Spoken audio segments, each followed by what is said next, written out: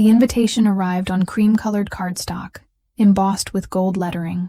Mr. Christopher Bennett cordially invites Ms. Elena Hartley to the annual Founders Gala at the Metropolitan Arts Center. Elena stared at it, her coffee growing cold in her hand. Christopher Bennett, the name she'd spent 3 years trying to forget. The man who'd promised her everything, then disappeared without explanation the night before their engagement party. And now, 7 years later, he was inviting her to the most exclusive social event of the season. She knew exactly what this was.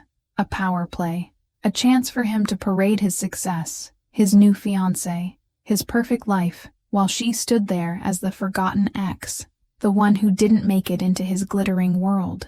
What Christopher didn't know was that Elena Hartley wasn't the struggling grad student he'd left behind anymore, and his carefully planned humiliation was about to become his own undoing. 7 years ago, Elena had been a 26-year-old graduate student in art history, working 3 part-time jobs to fund her research while completing her dissertation. She'd met Christopher at a gallery opening. He was 32, already climbing the corporate ladder at his family's investment firm, polished and confident in ways that made her feel simultaneously exhilarated and inadequate. Their relationship had been a whirlwind. Christopher swept her into a world she'd only glimpsed from the outside. Charity galas, weekend trips to Martha's Vineyard, dinners where a single bottle of wine cost more than her monthly rent. His parents had been less enthusiastic. Old money doesn't mix with academic poverty, his mother had said during their one disastrous meeting. Not quite quietly enough. But Christopher had assured Elena that none of that mattered. He loved her. They were going to build a life together. He'd proposed on a beach in the Hamptons, with a ring that probably cost more than her entire education. The engagement party was planned for September 15th. On September 14th, Christopher sent a single text. "I can't do this. I'm sorry." No phone call, no explanation, no answer to any of the dozens of messages she'd sent in the days that followed. Elena had shown up to the venue the next day anyway, had to tell confused caterers and family members that there would be no party. She'd spent the next 6 months finishing her dissertation in a fog of humiliation and heartbreak, but she'd finished it. And then she'd done something Christopher's family would never have expected from that poor scholarship girl. She'd become exceptional. The week after the invitation arrived, Elena did what any rational person would do. She researched. Christopher had indeed thrived. He was now VP of Strategic Development at Bennett Capital Management, the family firm his great-grandfather had founded. He sat on boards, appeared in financial magazines, lived in a penthouse that had been featured in Architectural Digest. And he was engaged to Vanessa Worthington, daughter of a senator, a woman whose family tree probably had roots going back to the Mayflower. The Founders Gala was his event. He'd taken over as chair 3 years ago, transforming it into the social event of the season. 500 of the city's most influential people would be there. It was, Elena realized, the perfect stage for Christopher to demonstrate how far he'd risen and how completely he'd moved beyond his brief dalliance with someone beneath his station. She could ignore the invitation. That would be the mature thing to do. But Elena had spent 7 years building something Christopher and his family had never imagined possible, and a small, petty part of her wanted him to see exactly what he'd walked away from. She called her assistant. "Michael, I need you to clear my schedule for the 23rd, and get me an appointment with Clarissa at Bergdorf's. I need a dress that makes a statement." Over the next 2 weeks, Elena began receiving calls, first from Melissa Chen, an old mutual friend who'd sided with Christopher during the breakup. "Elena, I heard you're coming to the gala. How brave of you." The word brave dripped with condescension. "I just wanted to give you a heads up. It's going to be quite the crowd. Very formal. I'd hate for you to feel out of place." Translation: "Don't embarrass yourself by showing up in something you can afford." Then came a call from James Morrison, Christopher's best friend and best man at the almost wedding. "Look, Elena, I don't know what Christopher was thinking sending you that invitation. Probably just being polite since you're technically part of the art world now. But Vanessa's going to be there, obviously, and her family, they can be intense about these things. I just thought you should know what you're walking into." Translation: "You don't belong here anymore, if you ever did." The calls kept coming, each one a small cut, a reminder that in their world, she would always be the outsider, the mistake Christopher had almost made, the cautionary tale about what happens when you try to date outside your class. Elena listened to each call with perfect politeness, thanked them for their concern, and continued with her preparations. What none of them knew, what Christopher certainly didn't know, was that Elena had spent the last 7 years becoming one of the most respected art historians and curators in the country. After finishing her dissertation, she'd taken a position at a small museum in Boston, then moved to a larger one in Chicago. 3 years ago, she'd been recruited to lead the contemporary art division at one of the most prestigious museums in New York. She'd also become something Christopher's world understood even better than academic credentials: wealthy. Her book on post-war American art had become an unexpected bestseller. She consulted for collectors and auction houses. She'd curated exhibitions that had toured internationally. Her salary and investments had made her financially independent in ways that would have seemed impossible 7 years ago. But she'd kept a low profile. She didn't attend the same social events as Christopher's crowd. She'd built her success in parallel to his world, never intersecting. Until now. The night before the gala, Elena's phone rang. Christopher's number. She stared at it for 3 rings before answering. Elena? His voice was exactly as she remembered. Smooth, confident, with that slight edge of superiority. I wanted to call personally to welcome you to the gala. I know it's been a long time. 7 years, Elena said evenly. Right, 7 years. Well, I hope there are no hard feelings about how things ended. We were young. It wasn't the right time, you know how it is. The casual dismissal of her heartbreak, the rewriting of his cruelty into mutual incompatibility, took her breath away. I'm looking forward to the event, she said, keeping her voice neutral. I've heard you've done wonderful things with it. We try. Vanessa's been instrumental, of course. She has excellent taste. You'll meet her tomorrow. I think you two will get along. She's very gracious about these things. These things. Meaning ex-girlfriends. Meaning mistakes. I'm sure she is, Elena said. I'll see you tomorrow, Christopher. After she hung up, she stood at her apartment window, looking out at the city lights. She could still back out. She could maintain her dignity by simply not showing up. But dignity, she'd learned, wasn't about hiding. It was about standing in your truth, even when others had tried to diminish it. She was going to that gala. The Metropolitan Arts Center was transformed. Crystal chandeliers cast prismatic light across marble floors. Ice sculptures shaped like classical statues stood at intervals along the grand hall. Women in designer gowns and men in bespoke tuxedos moved through the space like a carefully choreographed dance. Elena arrived alone, deliberately late. She'd chosen a midnight blue gown by a designer she'd met through work. Simple, elegant, nothing ostentatious. Her only jewelry was a pair of vintage earrings she'd inherited from her grandmother, and a watch that had been a gift from the museum board. The moment she walked in, she felt the shift in attention. Heads turned. Conversations paused mid-sentence. Melissa Chen materialized at her elbow almost immediately. Elena, you came, and you look nice. The surprise in her voice was almost comical. Thank you, Melissa. It's good to see you. I wasn't sure you'd feel comfortable here, given, Melissa waved vaguely, everything, but I suppose it's important to support the arts, even if some of us are more directly involved than others. Elena smiled. Speaking of which, I should probably find the museum representatives. I promised our director I'd connect with a few potential donors tonight. Melissa's expression flickered. You're here professionally? In a way. Though mostly I'm here because Christopher invited me. Elena's voice was perfectly pleasant. Excuse me. She moved through the crowd, aware of the whispers following her. There were people she recognized, donors she'd worked with, collectors she'd advised, artists whose work she'd exhibited. They greeted her warmly, drawn her into conversations about upcoming shows and recent acquisitions. And slowly, the narrative in the room began to shift. That's Elena Hartley, the curator? The one who did the revolutionary exhibit at the Whitney last year?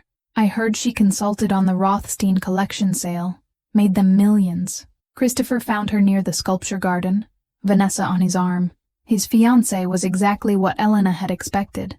Blonde, beautiful, perfectly groomed, with the kind of effortless elegance that came from generations of wealth and confidence.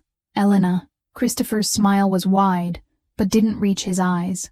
So glad you could make it. Vanessa, this is Elena Hartley. We knew each other years ago. Knew each other. Such a careful euphemism. Vanessa extended her hand. How lovely to meet you. Christopher mentioned you'd be here. Are you involved in the arts? Before Elena could answer, Christopher jumped in. Elena was a grad student when we dated. Art history, I think. I'm sure she's doing something in that field now. Actually, said a voice from behind them, Dr. Hartley is director of contemporary art at the Whitmore Museum and one of the most influential curators in the country. Elena turned to see Marcus Whitmore himself, heir to the Whitmore fortune and chairman of the museum's board, walking toward them with a warm smile. Marcus. Elena felt genuine pleasure at seeing him. I didn't know you'd be here. I go wherever you drag me to these days, he said with a laugh, kissing her cheek. You know I hate these events, but you promised me you'd introduce me to that sculptor from Berlin. Christopher's expression had frozen somewhere between confusion and dawning realization. Marcus, this is Christopher Bennett and Vanessa Worthington, Elena said smoothly. Christopher and I knew each other years ago. Christopher, Vanessa, Marcus Whitmore is chair of our museum board.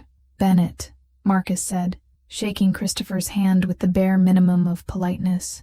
This is your event, isn't it? Impressive turnout, though I have to say, the real coup was getting Elena here. We try to keep her to ourselves at the museum, but she insisted on supporting the Founders Gala. Elena watched Christopher's face as he processed the information. She could almost see the calculations happening behind his eyes. Dr. Hartley, Vanessa said, her voice warmer now, more genuinely interested. I've actually heard of you. Didn't you curate that exhibition on female abstract expressionists that traveled to Paris? I did, yes. That was extraordinary. I tried to get tickets when it was here, but it was sold out for months. Vanessa turned to Christopher. Darling, why didn't you mention that Elena was the Elena Hartley? I've been wanting to meet her for ages. Christopher's smile had become strained. I didn't realize she'd become quite so prominent. Oh, she's more than prominent, Marcus said cheerfully. She's brilliant. We're lucky to have her. Half the major museums in the world have tried to poach her from us.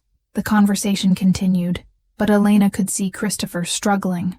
This wasn't the script he'd written. She wasn't supposed to be successful, respected, moving in circles that intersected with his own. She was supposed to be the struggling academic, the one who didn't make it, the cautionary tale that justified his decision to leave her behind. The turning point came an hour later, during the speeches. Christopher took the stage as chair of the event, giving his prepared remarks about the Foundation's mission, thanking donors, celebrating the year's achievements. He was polished, confident, every inch the successful executive who'd been groomed for this role since birth. Then came the surprise. Before we move to dinner, Christopher said, his voice carrying easily across the hall, I want to take a moment to acknowledge someone special who's here tonight. Someone who represents exactly what this foundation is meant to support. Someone who started with nothing but passion and determination and built something remarkable through sheer force of will. Elena felt her stomach drop. He wasn't. Many of you know Elena Hartley, who's here with us tonight. What you might not know is that Elena and I were once quite close. In fact, we were engaged. The room went absolutely silent. Elena could feel hundreds of eyes turning toward her. Obviously, Christopher continued with a self-deprecating laugh. That didn't work out. But I've always followed Elena's career with interest. And I have to say, seeing how far she's come from her days as a struggling grad student, working multiple jobs just to fund her research, it's truly inspiring. He was doing it. He was actually trying to position himself as the magnanimous ex who'd always believed in her, while simultaneously reminding everyone of how far beneath him she'd once been. So, I wanted to publicly acknowledge Elena tonight, and to say that her success is exactly what we should all aspire to support through this foundation. The kind of determination that takes someone from, he paused for effect, from a scholarship student to a museum director is exactly what we're meant to celebrate. The applause that followed was polite but confused. People were looking between Christopher and Elena, trying to understand the dynamic. Vanessa's face had gone pale. She clearly hadn't known about this part of Christopher's plan. Marcus leaned close to Elena. "What the hell is he doing? Trying to humiliate me by emphasizing how poor I was," Elena murmured, while positioning himself as gracious and supportive. "That backfiring son of a—" Marcus started, but Elena put a hand on his arm. "Wait," she said quietly, because something was happening in the crowd. The wealthy donors and society figures who'd been meant to see her as the charity case, the girl who'd needed Christopher's world, were instead looking at her with increased respect. In their world, old money was common, but building something from nothing, that was actually impressive. And more importantly, Christopher had just revealed himself as someone who would publicly discuss a broken relationship to score social points. That was decidedly not impressive. James Morrison, Christopher's best man, approached the small stage and whispered something urgently in Christopher's ear. Christopher's confident smile flickered. Then, Catherine Hartwell, grande dame of New York society and one of the most influential philanthropists in the city, rose from her seat. At 78, she commanded absolute respect. When she spoke, everyone listened. "Christopher, dear," she said, her voice carrying without need for a microphone. "That was quite a speech. I wasn't aware you and Elena had been engaged. How interesting that you chose tonight to share that information." Christopher's smile was becoming desperate. "I just thought it was relevant to—" "I'm sure you did," Catherine interrupted smoothly. "But since we're discussing Elena's remarkable career, perhaps you're not aware of all her accomplishments. Elena, dear, would you mind joining me for a moment?" It wasn't really a request. Elena made her way to where Catherine stood, her heart pounding. "Ladies and gentlemen," Catherine continued, "I've had the pleasure of working with Dr. Hartley on several projects over the past few years. She served as advisor for my family's collection, and her expertise has been invaluable. What Christopher perhaps doesn't know," her tone made it clear this was deliberate ignorance, "is that Elena recently turned down a position as director of the Museum of Modern Art in London, one of the most prestigious positions in the art world. She chose to stay here in New York." The murmur that ran through the crowd was audible. "She's also," Catherine continued, warming to her subject, "the youngest person ever to receive the Hutchins Prize for Art Historical Research, and her book has been translated into 16 languages. The Hartwell Foundation was honored to provide a grant for her recent exhibition on marginalized artists of the 20th century, which has been called the most important curatorial work of the decade." Catherine turned to Christopher with a smile that didn't reach her eyes. "So while we certainly appreciate your support of Elena's career, I think we should be clear about what we're actually celebrating tonight. We're not celebrating someone who made it despite humble beginnings. We're celebrating someone who would have succeeded regardless of circumstance, because talent and determination of this caliber don't depend on anyone's approval or assistance." She paused, then added almost casually, "including yours, Christopher." The silence that followed was deafening. The remainder of the evening was a study in social disintegration. Christopher tried to recover, but the damage was done. People who'd been circling him all night, major donors, influential board members, social power players, suddenly seemed to have urgent conversations elsewhere. His attempt to position himself as the gracious ex who'd always believed in Elena had backfired spectacularly, making him look petty, self-aggrandizing, and frankly cruel. Vanessa found Elena in the powder room an hour later. For a long moment, they just looked at each other in the mirror. "I didn't know," Vanessa said finally, "about the engagement, about how he left you. He told me you dated briefly and it didn't work out." Elena nodded. "He has a habit of rewriting history." "He does," Vanessa said quietly. She was silent for a moment. Then, "He told me he wanted you here because you'd be useful for networking with museum people. That it would look good for the foundation to have influential arts figures attending. I didn't realize," she trailed off, "that he wanted to humiliate me." Vanessa's expression confirmed it. "I'm sorry. That's not who I want to marry." Elena felt unexpected sympathy. "Then don't." After Vanessa left, Elena stood alone in the powder room, looking at her reflection. 7 years ago, she'd felt so small in Christopher's world. Tonight, she realized she'd never actually been small. She'd just been standing next to people who needed her to be. When she returned to the main hall, Marcus was waiting with her coat. "I think we can call this evening a success, don't you?" Elena laughed. "Is that what we're calling it?" Catherine Hartwell just eviscerated Christopher Bennett in front of everyone who matters in this city. His reputation as the philanthropic golden boy is done. And you, Marcus grinned, you barely had to say a word. You just had to exist and be successful. I'd call that a resounding victory. As they walked toward the exit, Elena saw Christopher standing with James and a few other friends. He looked smaller somehow, diminished. He caught her eye across the room, and for just a moment, she saw something that might have been regret. But regret wasn't the same as understanding. He regretted that his plan had backfired, that he'd been exposed. He didn't regret how he'd treated her 7 years ago. He didn't understand that she'd never needed his world. She'd just been generous enough to try to share his. Outside, the night air was cool and clear. Marcus's car was waiting, but Elena paused on the steps of the Metropolitan Arts Center. "You know what's funny?" she said. 7 years ago, when Christopher left, I thought my life was over. I thought I'd lost something precious, something I'd never find again. But what I actually lost was dead weight, and what I found was myself." Marcus smiled. "Want to get late-night dim sum and talk about that sculptor from Berlin? I'm actually interested now. You're never interested in contemporary sculpture. I am when you explain it. You make everything interesting, Elena. That's your real gift." As they drove away, Elena looked back at the glittering building one last time.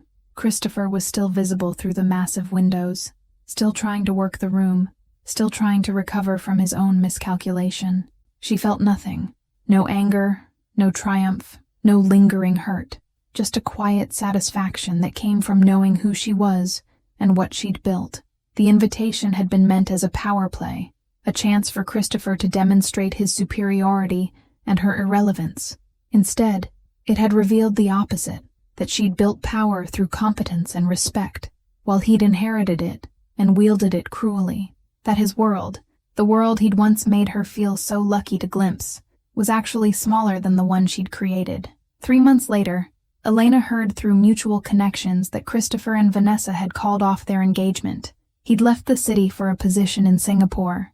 The Founders Gala had a new chair. Catherine Hartwell sent Elena a handwritten note. "My dear, thank you for allowing me the pleasure of watching karma work in real time. Lunch next week?" Elena framed that note and hung it in her office, right next to her doctorate and her Hutchins Prize. Not as a trophy of revenge, but as a reminder. The best response to someone trying to diminish you is simply to be undeniably yourself in all your accomplished, successful, dignified glory. And sometimes, the universe provides the perfect stage for that truth to be revealed. 2 years after the gala, Elena curated an exhibition that would define her career. Invisible Voices, Overlooked Artists of the 20th Century. It traveled to 14 countries and was seen by over 2 million people. The catalog became required reading in art history programs worldwide. She never spoke publicly about Christopher or that night at the Metropolitan Arts Center. She didn't need to.